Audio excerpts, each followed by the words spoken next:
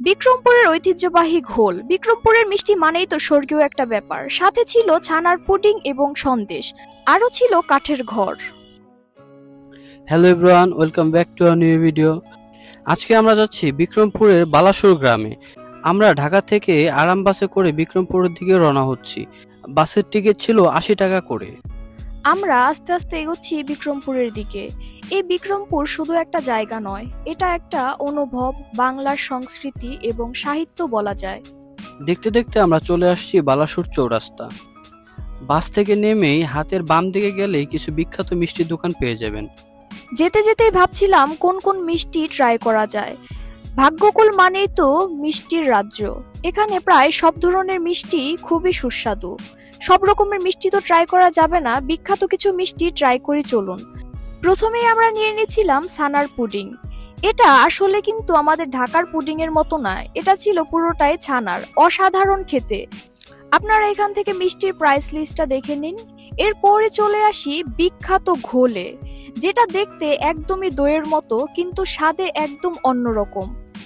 আমাদের চোখের সামনেই এই ঘোলটা বানিয়ে দিচ্ছিল। এখানে স্থানীয় লোকেরা বলে যে একবার যদি বিক্রমপুরের ঘোল মিষ্টি খেয়েছে সে আর এর স্বাদ ভুলতে পারে না। আর সত্যি এই মিষ্টির স্বাদে আছে গ্রামের বিশুদ্ধতা আর দুধের আসল গন্ধ।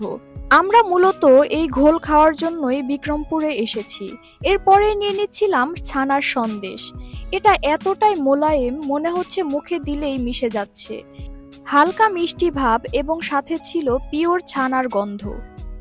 এই ছোট এক টুকরো মিষ্টির ভেতরে যেন হাজার বছরের বাঙালি মিষ্টির ইতিহাস রয়েছে।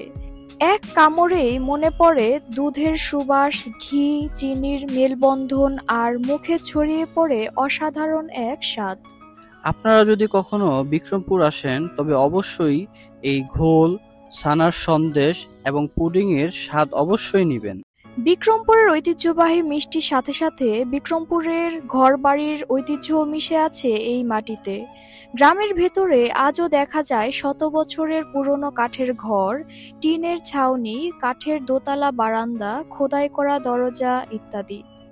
এরপরই আমরা পদ্মা নদীর সৌন্দর্য উপভোগ করতে করতে রওনা দিচ্ছি ঢাকার দিকে। এই এক অপরূপ দৃশ্য, অপরূপ সুন্দর এই প্রকৃতি দেখতে দেখতে আমরা প্রায় ঢাকায় চলে আসছি। আজকে এই পর্যন্তই, দেখা হবে নতুন কোনো ভিডিওতে।